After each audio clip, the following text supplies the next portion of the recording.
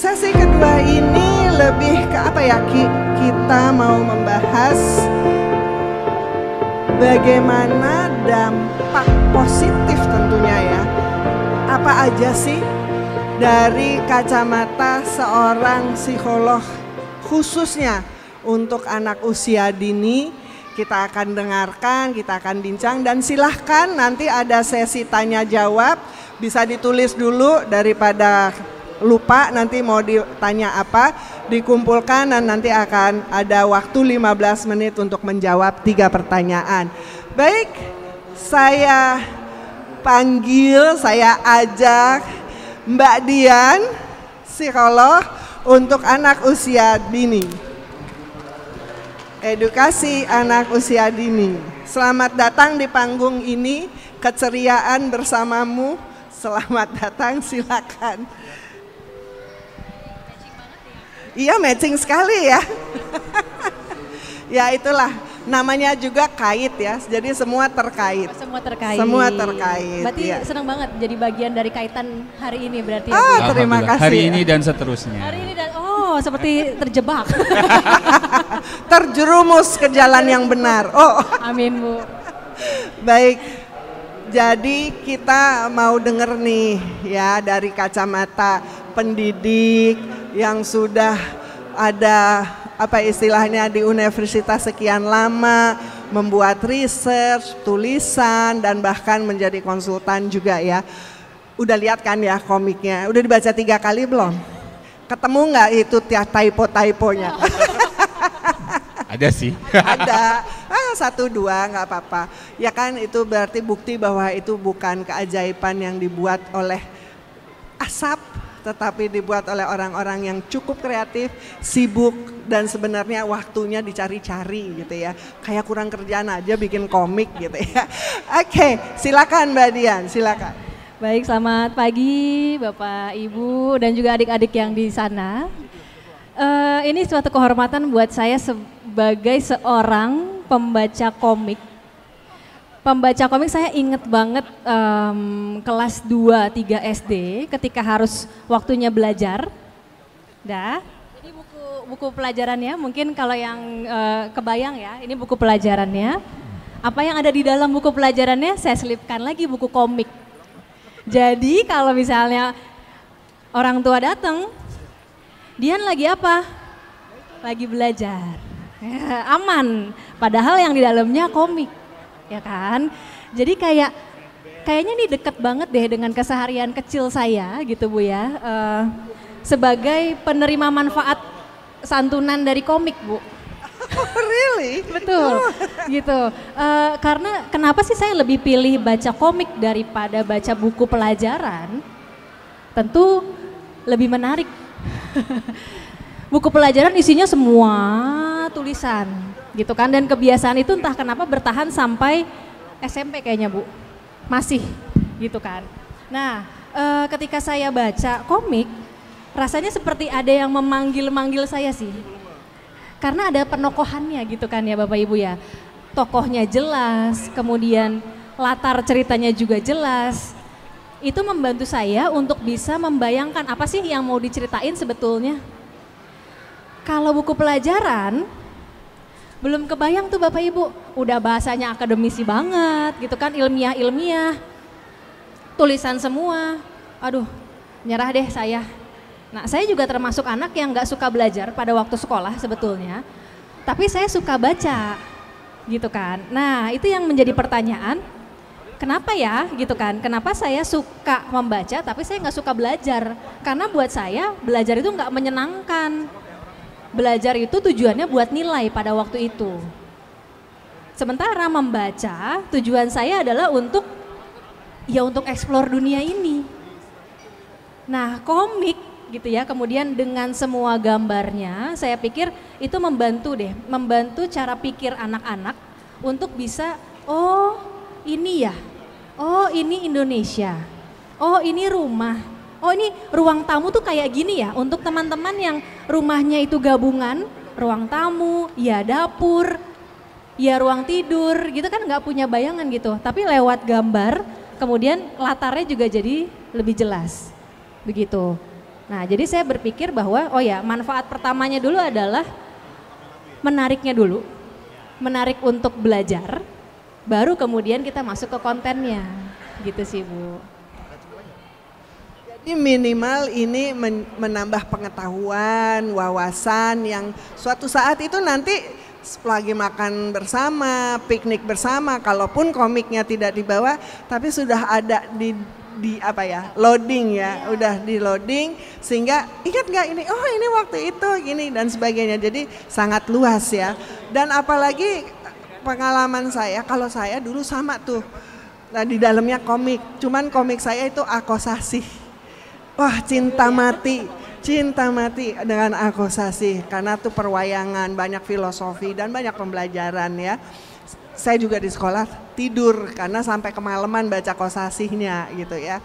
Jadi nggak tahu kok ya, alhamdulillah punya lah ya sedikit gelar gitu. Minimal setiap hari gelar tikar. Ya, jadi di sini saya ingin tahu ya manfaatnya buat antar usia, antar generasi. Kalau tadi ada disebut bahwa anak-anak lebih senang gadget, browsing dan sebagainya, yang kerugiannya dibanding keuntungannya jangan-jangan sama, ya kan? Dari fisik, dari ketidakmampuan bersosialisasi dan sebagainya. Nah, menurut Mbak Dian ini akan bisa mengangkat nggak anak untuk belajar bersosialisasi, berkomunikasi, menata kalimat dan seterusnya, gimana nih? Oke. Ini menarik karena tadi Pak Hartono juga sempat singgung ya Bu ya, maksudnya di era sekarang anak-anak pasti langsung ke gawai ngelihat itu. Dan memang ada penelitiannya bahwa anak yang melihat ke gadget karena tampilan gadget itu sudah sangat meriah, kompleks. Jadi satu waktu anak nggak usah mikir lagi deh, orang semua sudah tersaji kok gitu. Jadi nggak ada kesempatan untuk otaknya memikirkan gitu, ini apa sih yang aku cerna. Nah padahal kita kan perlu mencerna setiap informasi yang masuk ya Bu ya, gitu. Ketika belajar ya kita harus paham, ini tuh gambar apa sih maksudnya. Nah ketika di gadget semua berlalu dengan sangat cepat gitu, dan tentu itu kemudian mempengaruhi juga ke rentang atensi konsentrasinya. Jadi kalau papa pulang kantor atau papa pulang seminggu dari mana, bukan dari mana ya, pulang seminggu bekerja di luar kota gitu ya. Jadi bisa terjadi sebuah interaksi yang baik ya, yang ada merasa dikangenin anak karena bisa bersama juga membuka buku ini atau komik ini dan juga berkomunikasi ya. Karena kan kalau anak ini, Dek tadi habis ke mana? Itu biasa ke mall, terus ngapain? Biasa, udah terus dia ke kamar atau dia pegang HP gitu ya. Nah di sini mau tidak mau orang dewasa pun kembali lagi belajar bagaimana menata, berbicara, berkomunikasi, mengangkat topik dalam keseharian. Bukankah gitu kira-kira? Karena memang komik itu kan isinya percakapan ya Kak ya. Maksudnya yang dipikirkan oleh pembuat komik adalah pesan ini sampai dalam lewat kata-kata, lewat pesan-pesan yang dilemparkan. Nah sehingga gimana ya caranya? Ya berarti harus bercakap-cakap kan gitu kan ya Bu. Jadi kayak ini menjadi PR untuk orang tua beberapa yang kemudian saya nggak punya ide Mbak, saya nggak tahu harus ngomong apa sama anak saya, gitu kan. Nah padahal bukankah semua di keseharian itu bisa diceritakan ya. Nah jadi seringkali yang saya jumpai di lapangan adalah blockingnya memang dari orang tua, gitu Bu. Jadi orang tua emang susah-susah gampang, banyakkan gampangnya daripada susahnya ya. Jadi jangan cari yang susah. Ini ya di sebelah Mbak Dian, selain dia komikus, tukang begadang, tapi tetap sehat ya, tetap juga menghargai orang tuanya, masih selalu sowan, bahkan adiknya juga kebetulan saya kenal sekeluarga ya. Dan saya tahu juga dia seorang bapak. Dan saya tuh waktu anaknya yang pertama, kalau mereka main ke rumah, bapaknya terus saja gambar. Akhirnya komunikasi dia dengan si anak adalah melalui menggambar bersama. Makanya Samara usia 11 itu juga mewarnai komik ini, membantu bapaknya gitu. Nggak tahu digaji atau enggak tuh. Kalau digaji nanti jadi buruh anak, jadi nggak boleh. Oh nggak boleh ya. Kalau nggak digaji kan itu berarti belajar bersama ya. Aktualisasi diri. Aktualisasi diri. Coba Eki bagaimana nih komik ini untuk anak-anak kamu? Kalau komik ini ya aku beruntung karena anak-anak terlibat sejak awal gitu ya. Jadi nggak cuma ketika sudah jadi baru ayo kita bahas atau Samara jadi korban disuruh Kak bikin gitu. Besok kita ke kafe gitu. Atau besok dapat latte gitu kan. Tapi aku beruntung bisa jadi apa ya, dari awal bisa tektokan gitu, bisa nanya sama Samara khususnya gitu ya. Dia belajar apa sih di sekolah soal history, karena aku ini agak-agak history geek, history nerd gitu, jadi agak gregetan sama Pak Anwar udah pulang, jadi mohon maaf gitu, agak gregetan sama kurikulum sejarah Indonesia gitu, apalagi aku juga sempat ngobrol sama Kak Heri, kepala sekolah Cerdas Gemilang kan, KPI-nya apa sih di pelajaran sejarah di kurikulum untuk anak SD lah, aku patok langsung ke yang kelas 6 gitu ya, yang paling susahnya. Ternyata KPI-nya hanya mengenal nama-nama tokohnya, terus peran sertanya apa, kemudian apa yang bisa dipelajari itu sangat normatif gitu ya, artinya tidak sombong atau rela berkorban gitu, sangat-sangat normatif yang kalau di komik tuh PR-nya adalah relatability-nya, bikin sebuah cerita jadi relate gitu, sedangkan aku agak concern sama topik sejarah tuh di sisi itu, kita nggak relate. Aku pun baru relate sama sejarah ketika udah tua gitu, dan itu yang aku nggak pengen ke anak-anak juga. Ya walaupun PR berat sekali, apalagi anak sekarang kan mungkin tergantung input ya. Samara dan Kamala di rumah inputnya lebih banyak western content gitu, otomatis history stuff Indonesia speaking gitu, itu agak susah. Dan ini jadi salah satu cita-citaku untuk mengenalkan ke anak-anak. Nah, salah satu yang aku bangga adalah saat membuat komik ini aku belajar satu hal atau banyak hal baru lah. Mungkin soal sejarah udah cukup apal, tapi soal tradisi, soal hal-hal lain kayak ya mohon maaf gitu, karena saya kan triple privilege ya gitu, cowok, terus Jawa, Muslim. Jadi kadang suka tidak begitu concern atau tidak begitu aware sama budaya lain gitu. Jadi ketika riset buat bikin komik ini, itu baru pertama tahu soal baju bodo, tahu soal budaya di Sulawesi, tahu secara umum. Tapi dengar nama Mapa Dendang tuh baru sekali gara-gara komik ini, gara-gara aku mau bikin riset nih, mau ngenalin soal bagaimana manusia Indonesia mencari makan. Jadi satu halaman di komik ini itu adalah soal bagaimana komik ini berjalan kayak gini nih. Manusia tuh hidupnya gimana sih? Manusia hidupnya adalah pangan, sandang, papan. Itu dikenalin di bagian pertama komik ini. Sekarang manusia Indonesia nyari makannya gimana gitu. Nah itu aku kenalin Kampung Naga, walaupun cuma 3 panel. Tapi di situ kenapa yang diangkat Kampung Naga?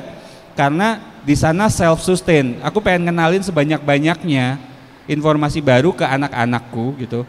Jadi at least mereka tahu ada nama Dragon Village gitu. Kita punya Komodo Dragon, terus ada Dragon Village Kampung Naga di Jawa Barat yang sama-sama di provinsi kita gitu.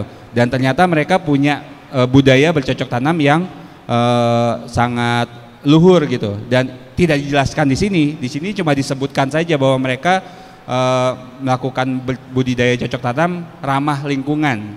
Itu aja. Nah, setelah itu dapat nih bahan makanannya. Bagaimana cara mensyukurinya?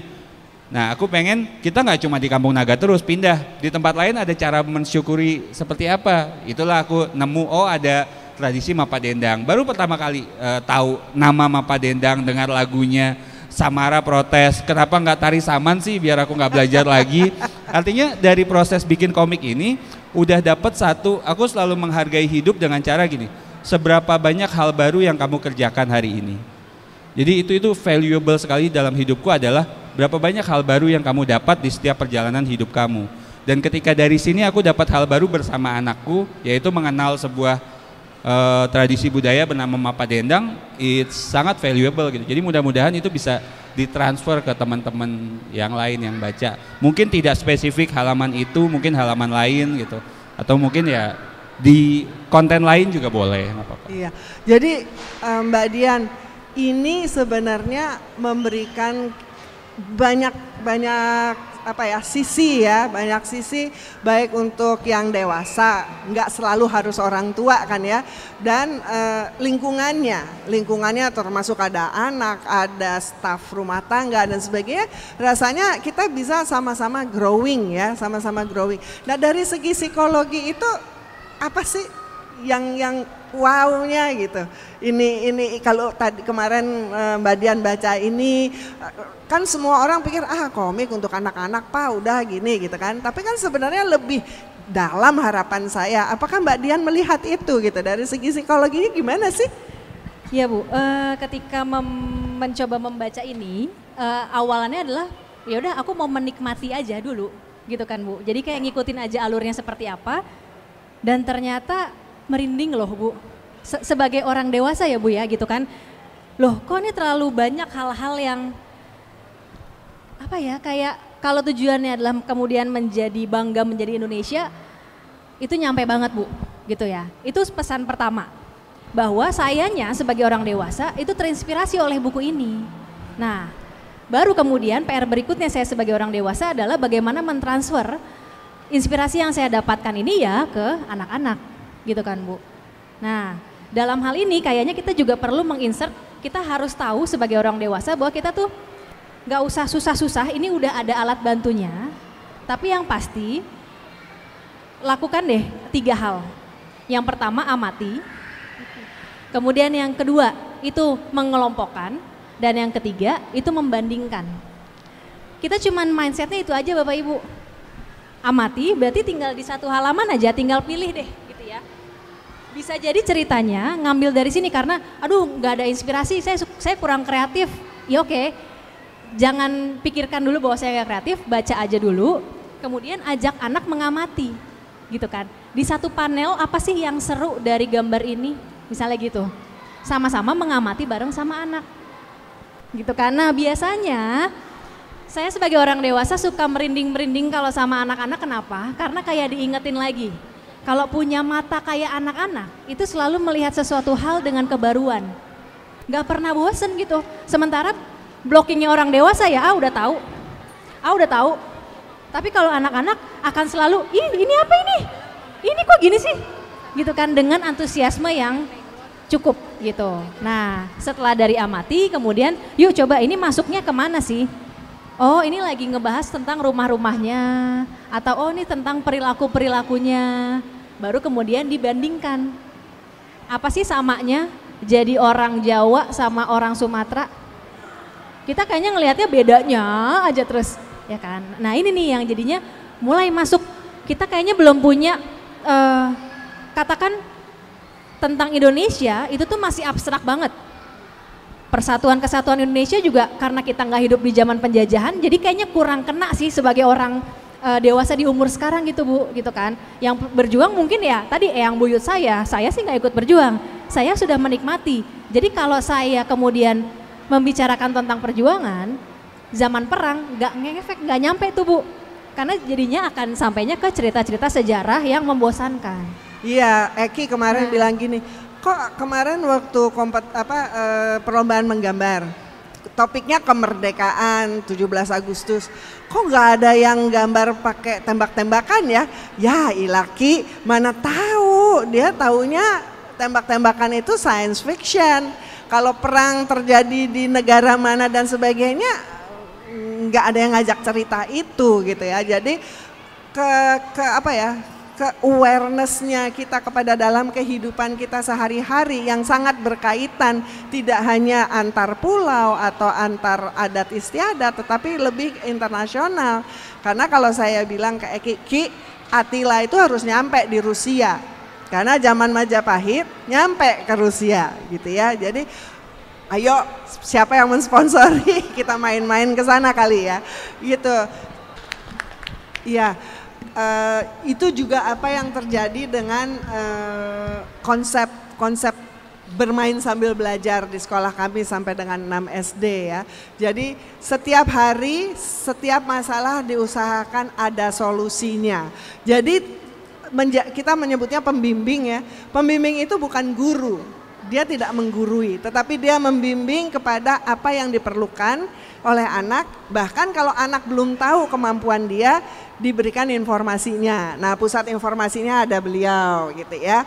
Jadi begitulah kira-kira. Kapan-kapan main Mas, ayo putra-putrinya. Baik, pertanyaan ada 2. Satu yang bisa langsung dijawab aja dulu sama Sita mengenai Ibu Kepala Sekolah tadi dari Sekolah Alisa ya. Silakan Sita. Baik, terima kasih. Ini pertanyaannya yang ditunggu-tunggu, beli di mana? Jadi saya arahkan ke yang paling dekat dulu ya Bu ya. Jadi di sebelah kanan panggung ini kami membuka stand komik Aku dan Teman-temanku, di mana edisi terbaru, edisi kemerdekaan bisa Ibu beli di situ. Mau diborong? Oh iya, diborong mah enggak karena stoknya banyak. Dan hari ini kami berlaku harga khusus yaitu hanya Rp100.000 saja. Ini berlaku selama 1 bulan? Oh, hari ini. Biar cepat habis kata Bu Melati gitu. Dan tentunya kami juga bisa bekerja sama dengan pihak sekolah apabila pihak sekolah ingin menjadi distributor dari penyaluran buku edukatif ini, langsung saja kontak dengan saya. Dan nanti juga akan bisa dibeli di ini ya, online shop. Siap ya untuk jadi lebih mudah untuk didapatkan untuk anak-anak. Di Periplus ada nggak Mas Nugi? Alhamdulillah. Nah, berarti ada ya. Nanti mudah-mudahan bisa kami distribusikan ke beberapa toko buku juga.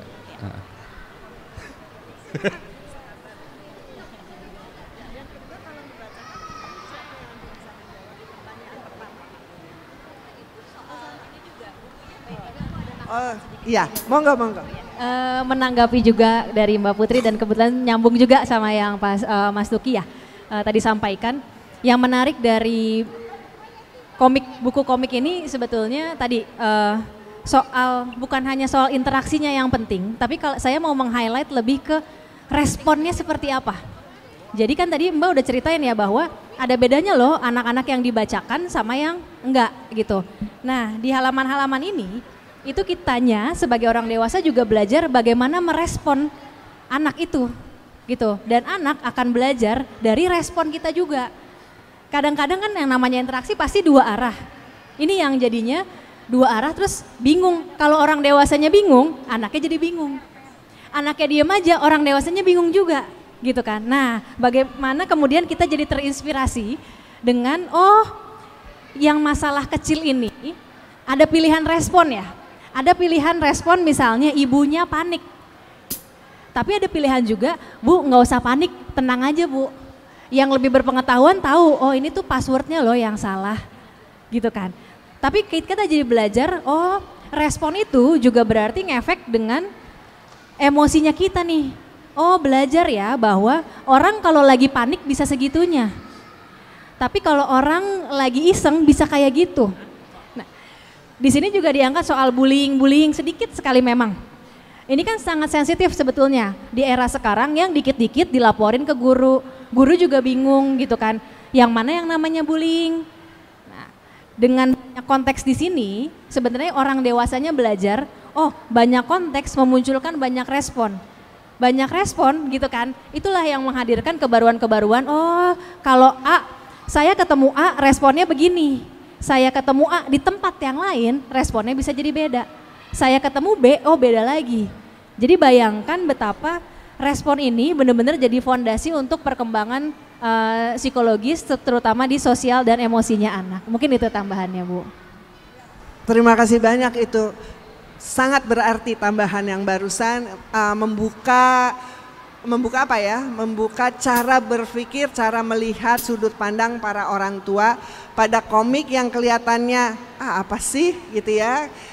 Tadi itu ada 3 ya tadi ya, diamati, kemudian dikelompokkan, kemudian dibandingkan. Karena nanti papa dulu ngaku-ngaku S1 ternyata sejarah ngaku-ngaku gitu kan. Jadi kayaknya bahan omongan kalau mau bertengkar juga pasti cari solusi ya. Karena menjadi budaya bahwa Tidak ada problem yang tidak bisa diselesaikan. Dan kalau kita mau fokus dan mau bertanya, mau melibatkan orang yang berpengetahuan, hidup akan menjadi lebih nyaman ya, lebih mudah, lebih nyaman paling tidak. Wrap up, terima kasih. Eki, ada yang mau di wrap up? Dikasih waktu 1, 2, 3. Ya, mungkin terakhir terima kasih teman-teman, Mas Nugi, Mbak Putri, Ibu Kepala Sekolah yang suka membacakan. Terima kasih apresiasinya untuk komik kami gitu ya, mudah-mudahan bisa cepat habis, jadi kita bisa cepat bikin lagi. Ya, jadi punya modal lagi ya. Ya. Terus ya terima kasih buat sponsor yang udah support juga, termasuk Periplus, Samudra Indonesia, Bank DKI. Dan saya ini sharing satu pengalaman terakhir lah gitu. Tim yang nggak bisa hidup tanpa gawai, tanpa gadget. Jadi apalagi kerjaan saya tuh semua di device, dan semua device saya kepake buat kerja gitu. Jadi di handphone pakai kerja, di laptop kerja, di iPad juga kerja, semua buat gambar gitu ya. Gambar, nulis, ngecek email segala macam. Intinya nggak bisa lepas dari gadget. Jadi sedangkan kan ada tuh di internet beredar di mana-mana gitu. Anak-anak harus dijauhkan dari gadget gitu. Dampak gadget sangat berbahaya gitu. Itu saya biasanya tim yang paling pertama kan gitu. Karena saya nggak bisa mencontohkan jauh dari gadget di rumah. Yang bisa saya contohkan adalah beberapa yang saya aplikasikan di komik ini gitu. Jadi itu sudah buat saya ya, paling tidak buat di rumah saya itu udah kenyataan hidup yang saya nggak bisa nyontohin dengan baik hidup tanpa gadget. Jadi yang saya bisa second best option saya adalah bagaimana hidup dengan gadget yang lebih baik gitu. Artinya bagaimana kita membuat gadget itu jadi alat yang memang membantu kita menjadi pintar gitu. Smart device for smart people. Contohnya saya iseng masukin aja soal hoax gitu ya. Mudah-mudahan ketangkep gitu. Walaupun agak spoiler dikit, tapi saya agak-agak bangga dengan kenakalan saya di panel ini gitu. Soal saat jarang sekali buku sejarah membahas menu sahurnya Bung Karno dan Bung Hatta setelah proklamasi gitu. Karena kita orang Indonesia itu over proud dengan nasi goreng. Itu kalau cek di internet sering banget menu makannya adalah nasi goreng yang dimakan oleh Bung Karno dan Bung Hatta saat proklamasi. Padahal Bung Hatta sendiri menulis di sebuah buku tentang kejadian itu, menunya adalah roti, sarden, dan telur. Artinya panel itu saya gunakan untuk kesempatan untuk Kak Gayatri, sang guide museum, untuk mengingatkan. Ayo coba cek di internet, si David bilang, tapi di internet nasi goreng katanya gitu, kata setelah dikasih tahu menunya sarden, terus dikasih tahu. Nah itu dia, di internet belum tentu semua bisa kita terima, kita harus verifikasi. Terus Atila bilang, oh ya ternyata ada bukunya yang ditulis oleh pelakunya langsung gitu. Jadi ya ada selipan-selipan semacam itu yang membuat saya pede membela diri. Gadget itu memang inevitable gitu. Jadi bagaimana kita memanfaatkannya dengan positif. Mudah-mudahan juga suatu saat ini bisa bertransformasi juga menjadi multimedia gitu, konten-konten yang ada di sini. Tidak hanya dari lembaran buku, mungkin jadi komik digital, mungkin jadi animasi atau segala macam, who knows lah. Tapi ya sekali lagi terima kasih banyak untuk kesempatannya Bu Melati untuk melanjutkan. Ini agak lama terpending dari buku ke-7. Ya, saya selalu ngakunya writer's block gitu ya. Terus baru sadar, 10 tahun itu namanya udah bukan writer's block, itu malas, lupa dan tidak punya ide. Jadi ketemu Profesor Lice, ayo Bu Mel bikin sesuatu 17 Agustus. 17 Agustus, 4 bulan. Kita kerjanya kayak kura-kura, gimana dong ya? Tapi alhamdulillah terjadi. Terima kasih banyak, kembali lagi kepada semua yang terlibat. Semua nih yang pakai kaos hijau, kaos kuning dan sebagainya.